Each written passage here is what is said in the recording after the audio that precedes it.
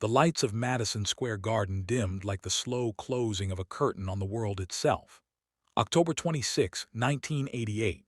20,000 people held their breath and millions more leaned closer to their television screens across 35 countries. Sweat glistened under the spotlights. The bass throbbed through the floor. Michael Jackson stepped into the center of the stage, mid-song, mid-moment, mid-magic. And then, silence. Not a dramatic silence. Not the kind written into a script, but the terrifying, unforgiving silence of a dead microphone, cut off mid-word, mid-note, mid-heartbeat. Before we continue, don't forget to subscribe and turn on the notification bell, so you never miss another untold story. In that instant, time didn't just pause, it fractured. The broadcast clock was ticking. 8 seconds before producers would be forced to cut away. 20,000 people starring. Millions watching live. A career-defining moment hanging by a thread thinner than a microphone wire. And in the shadows behind Michael Jackson, one voice rose without permission, without rehearsal, without hesitation. Whitney Houston stepped forward and sang. This is the story of the night a microphone died, and a legend was born. The Madison Square Garden crowd that night wasn't just a crowd. It was a living organism, pulsing, breathing, screaming in unison. The kind of audience that could lift a roof with its energy alone. Michael Jackson, already the most famous entertainer on the planet, had walked onto that stage not as a performer but as an event. His very presence bent reality. Every movement was studied. Every breath was watched. Every note was expected to be flawless.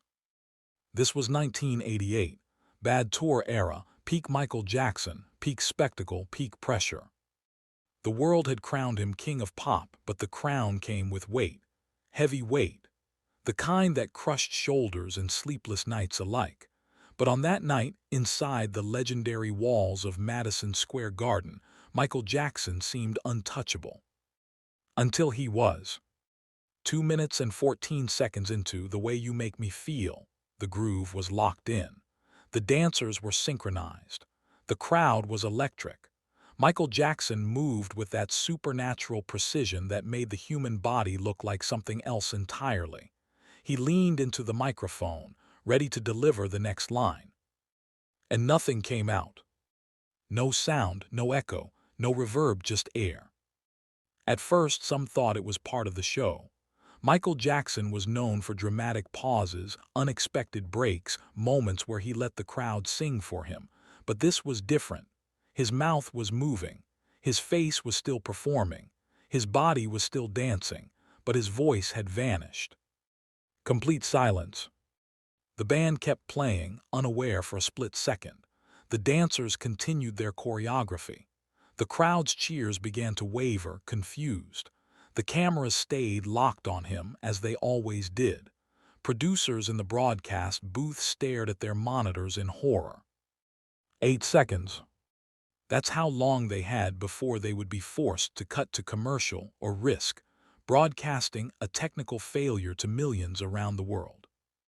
8 seconds is nothing, but in live television, 8 seconds is eternity. Michael Jackson realized it immediately. You can see it if you slow the footage down. A flicker in his eyes, a micro-expression of disbelief, a fractional tightening of the jaw, not panic but shock, not fear but vulnerability. For the first time that night, Michael Jackson was human. And the world was watching. What the audience didn't know was that the wireless microphone system used that night was experimental. Cutting-edge technology, yes, but also unpredictable. Engineers had warned that interference could happen, but in rehearsals, everything had worked flawlessly. No one expected the microphone to die during one of the most high-profile performances of the decade. And certainly not during Michael Jackson's most beloved song. Behind the scenes, chaos erupted. Stagehands sprinted. Sound engineers shouted over headsets. A backup microphone was grabbed and rushed toward the stage, but the distance from the wings to the center platform might as well have been a mile. Michael Jackson was still dancing, still performing, still pretending the music hadn't betrayed him. But the silence was growing louder. 4 seconds. 5 seconds. 6 seconds. The broadcast director was counting down. Fingers hovered over buttons. The cutaway cue was seconds from being triggered. And then, without looking at anyone, without waiting for instruction, without even thinking, Whitney Houston stepped forward. She wasn't supposed to. She was there as a backup vocalist, a supporting voice, a presence meant to blend, not lead, but in that moment she didn't think like a backup singer. She thought like a guardian. She thought like a sister. She thought like a legend. And she sang Michael Jackson's part. Not quietly, not cautiously, but fully, powerfully, perfectly. Her voice filled Madison Square Garden like a cathedral bell. For 15 seconds, Whitney Houston became the microphone. The crowd gasped. Not audibly at first, more like a collective inhale. A shared realization that something extraordinary was happening, that something unplanned, unscripted, unrepeatable was unfolding before their eyes. Whitney's voice didn't just cover the silence. It transformed it. Her tone was rich, commanding, unmistakable. She didn't imitate Michael Jackson. She didn't soften her voice to blend in. She sang with her full, divine instrument, projecting clarity, control, and emotional weight that could carry across any arena, any country, any broadcast signal. For 15 seconds, the king of pop was being carried by the queen of voice. And Michael Jackson heard her. He turned his head. Just slightly. Enough to see. Enough to understand. Enough to feel. The backup microphone reached the stage just as Whitney finished the line. A stagehand extended it. Michael Jackson took it. The music never stopped. The performance never broke. But something had changed. The world had just witnessed something no rehearsal could create. Then came the eye contact. 2.5 seconds. That's all it lasted. But those 2.5 seconds have been replayed in the minds of everyone who saw it, on television, in the arena, and later, in stories whispered backstage. Michael Jackson looked at Whitney Houston. Whitney Houston looked at Michael Jackson. No words. No gestures. No applause yet. Just two legends acknowledging a moment of mutual respect, gratitude, and unspoken love. It wasn't romantic. It wasn't performative. It was human. And it was sacred. In those 2.5 seconds you could see relief, gratitude, recognition, a silent thank you, a silent I've got you, a silent we're in this together. The crowd erupted moments later, but that eye contact happened before the applause. It happened in the quiet. What makes this moment legendary isn't just that Whitney Houston saved a performance. It's that she saved a legacy. Michael Jackson was not just performing a concert that night. He was performing under the weight of the world's expectations. Every note, every step, every breath was under scrutiny. A public failure, especially on live international television, would have been dissected endlessly. Critics would have pounced. Headlines would have written themselves. But Whitney Houston didn't just prevent a mistake. She prevented a narrative. Instead of headlines about a technical failure, the story became something else entirely. It became about unity. It became about trust. It became about artistry. It became about two of the greatest voices in history protecting each other in real time. And the audience felt it. To understand the depth of that moment, you have to understand the relationship between Michael Jackson and Whitney Houston. They weren't just collaborators. They weren't just industry peers. They were kindred spirits. Both were child prodigies. Both were thrust into the spotlight before they had a chance to fully understand themselves. Both carried the weight of expectation from families, fans, labels, and the entire world. Both were praised relentlessly and criticized mercilessly. Both were adored and misunderstood. They shared something few people could: the burden of brilliance. Whitney Houston once said that Michael Jackson was one of the only people who truly understood what it felt like to live inside a spotlight that never turned off. Michael Jackson, in turn, admired Whitney's voice not just for its technical perfection, but for its emotional purity. He called her God's instrument. She called him the greatest entertainer who ever lived. Their respect was mutual, their bond was deep, their connection was real. So when Whitney stepped forward that night, it wasn't just a professional decision. It was personal. Let's rewind. October 26, 1988. Madison Square Garden. The energy was already historic before the microphone ever failed. This wasn't just another stop on the tour. This was New York. This was MSG. This was the heart of the entertainment world. The audience included celebrities, industry executives, fellow musicians, journalists, and fans who had waited years for this moment. Michael Jackson was in peak form. His movements were razor-sharp. His vocals were strong. His connection with the crowd was undeniable. "The Way You Make Me Feel" wasn't just a song, it was a statement, a celebration of desire, joy, and rhythm. The crowd knew every word. The dancers were in perfect sync. The band was locked into the groove. Everything was working. Until it was. When the microphone died, it wasn't just equipment that failed. It was the illusion of control.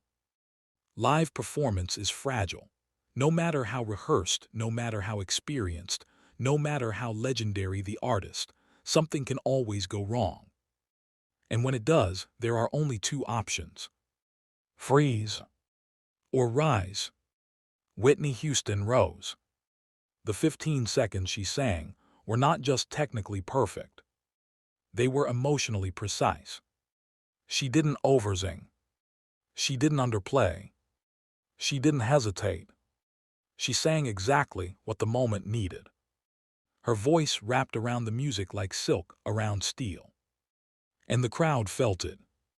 Some people later said they didn't even realize the microphone had died until they saw the footage again. They just felt something shift, something lift, something change in the air. That's the power of a true artist. To turn chaos into beauty. To turn failure into legend. To turn silence into sound. Backstage, after the performance, the energy was different. Not chaotic. Not frantic. But electric. There were hugs. There were tears. There were whispers. There were stories already forming. Michael Jackson reportedly hugged Whitney Houston longer than usual. Not the quick, polite embrace of colleagues, but the kind that lingers. The kind that says more than words. He thanked her. Not once. Not twice. But repeatedly. And Whitney, true to her nature, reportedly brushed it off with humility. She didn't frame it as heroic. She didn't frame it as legendary. She framed it as instinct. "I just did what anyone would do," she said. But not anyone would. Only Whitney Houston would. Years later, when asked about the moment, Whitney Houston spoke about it with a quiet pride, not boastful but reflective. She described how she felt the shift in energy, how she saw the confusion on Michael Jackson's face, how she didn't think, she just acted. "I wasn't about to let him stand there in silence," she said. That sentence alone carries more weight than it appears. I wasn't about to let him. Not the show. Not the performance. Not the broadcast. Him. She wasn't about to let Michael Jackson fall alone. And that's what makes this story timeless. Not the technical failure. Not the rescue. But the loyalty. The camera footage of that moment has become legendary. You can see Whitney step forward. You can see Michael Jackson turn his head. You can see the exact second the backup microphone reaches his hand. You can see the shift in his expression. But what you can't see, what no camera can capture, is what that moment meant to him. Michael Jackson was a perfectionist. He didn't tolerate mistakes easily. He carried guilt, shame, and pressure in ways few people could understand. That microphone failure could have haunted him. But it didn't, because Whitney Houston turned it into something else. She turned it into proof that he wasn't alone, that even the greatest performer in history could be held up by another great soul, that even kings need queens. The audience that night walked away with more than a concert. They walked away with a story they would tell for decades. I was there when Whitney saved Michael. I saw it live. I watched it on TV. I'll never forget that moment. And the story spread. From fans to journalists. From backstage to headlines. From rumor to legend. And yet for years, the story remained almost underground. Not because it wasn't incredible, but because it wasn't sensational.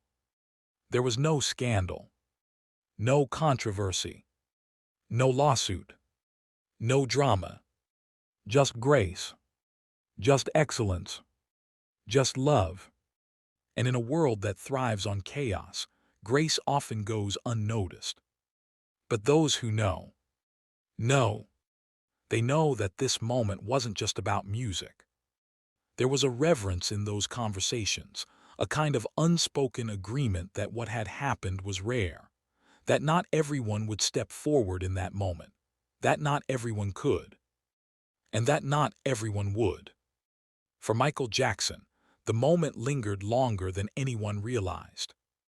He had spent his entire life under pressure. From childhood, he had been trained to perform perfectly. Mistakes were not just errors, they were punishments. Failure was not just disappointing, it was unacceptable. Even as an adult, even as the most famous performer in the world, that childhood wiring remained. He carried an internal judge that never slept. So when the microphone failed, something deeper than technical malfunction was triggered. It was vulnerability. It was exposure. It was the terror of being seen as imperfect. Whitney Houston didn't just cover the silence. She covered that fear. She covered that vulnerability. She covered that moment when the mask slipped and the human beneath the legend was briefly visible. And that mattered. It mattered more than applause. It mattered more than headlines. It mattered more than legacy. Because it reminded Michael Jackson of something he often forgot. He didn't have to be perfect to be loved. In the months that followed, Michael Jackson spoke about Whitney differently. He spoke about her with a reverence usually reserved for sacred things. He praised her voice, yes, but more than that, he praised her heart. She's real, he said. She's pure. She's not pretending. Those words carried weight coming from someone who had spent his life surrounded by performance, image, illusion, and expectation. Whitney Houston represented something else. She represented truth. Their bond deepened quietly. They didn't suddenly start collaborating constantly. They didn't flood the media with joint appearances. They didn't turn their connection into spectacle. Instead, it became private, sacred, protected. They spoke on the phone. They sent messages. They supported each other from a distance. When one of them struggled, the other listened. And when one of them succeeded, the other celebrated, not out of competition, but out of shared understanding. Because no one else truly knew what it felt like to be them. Years later, when Michael Jackson faced public scrutiny, personal struggles, and emotional isolation, Whitney Houston was one of the few people he trusted enough to confide in. And when Whitney Houston faced her own battles, Michael Jackson understood her pain in a way few others could. They weren't just stars. They were survivors. Let's talk about that moment again, the 15 seconds. Not just what happened, but what could have happened. Michael Jackson's microphone died. The broadcast could have cut away. The performance could have stopped. The crowd could have grown restless. The media could have framed it as failure. Critics could have weaponized it. Headlines could have mocked it. Narratives could have been rewritten. Reputations could have been dented. Careers could have been impacted. All of that was possible. All of that was seconds away. But none of it happened. Because Whitney Houston stepped forward. One step. One breath. One note. One decision. One instinct. One act. And everything changed. This is the power of a single choice. Not a grand plan. Not a carefully crafted strategy. Not a calculated move. But a single, instinctive act of compassion. It's easy to think of history as something shaped by wars, laws, and leaders. But sometimes, history is shaped by a voice in the silence. The crowd that night didn't know the stakes. They didn't know about the broadcast countdown. They didn't know about the technical failure protocols. They didn't know about the chaos backstage. They only knew what they felt. And what they felt was something extraordinary. They felt something lift. They felt something align. They felt something click. They felt something that made them cheer, not just for the performance but for the moment. Because humans recognize humanity, even when they can't explain it. After the concert, many fans said that something about the show felt different. Not worse. Not better. Just deeper. More meaningful. More emotional. More human. They couldn't articulate why. But the reason was simple. They had witnessed something real. Something unscripted. Something unfiltered. Something true. In the years that followed, footage of the moment circulated quietly. It wasn't broadcast endlessly. It wasn't turned into a viral clip because the era of virality hadn't arrived yet. But those who saw it remembered it. Those who heard about it told the story. Those who were there never forgot it. And slowly, over time, the story became legend. Legend has a way of distorting facts. But this story remained remarkably intact. Because it wasn't built on exaggeration. It was built on truth. The microphone died. Whitney Houston sang. Michael Jackson recovered. The show continued. They exchanged a look. The crowd erupted. And something invisible but profound shifted between two people. It's important to understand what it takes to sing in that moment. Not just technically, but emotionally. Whitney Houston was not warmed up to sing lead. She was not prepared to step into the spotlight. She was not mentally rehearsing Michael Jackson's part. She was not focused on projection, pitch, or performance. She was focused on supporting. And yet in that moment, she had to switch roles instantly. From background to foreground. From support to lead. From blending to projecting. From listening to leading. That kind of switch is not easy. Even for great singers. Especially under pressure. Especially in front of millions. Especially with no warning. Especially with everything at stake. But Whitney Houston did it without hesitation. Because she didn't think like a backup singer. She thought like a musician. She thought like a protector. She thought like someone who understood the moment beyond the notes. There's a reason why her voice carried so effortlessly across Madison Square Garden that night. It wasn't just technique. It wasn't just training. It wasn't just talent. It was conviction. She believed in what she was doing. She believed in Michael Jackson. She believed in the moment. She believed in the music. And belief changes sound. Belief changes presence. Belief changes impact. Michael Jackson felt that belief. You can see it in the way his posture changes when he hears her voice. You can see it in the way his shoulders relax. You can see it in the way his face softens. You can see it in the way he accepts the backup microphone, not frantically, not desperately, but calmly. Because he wasn't alone anymore.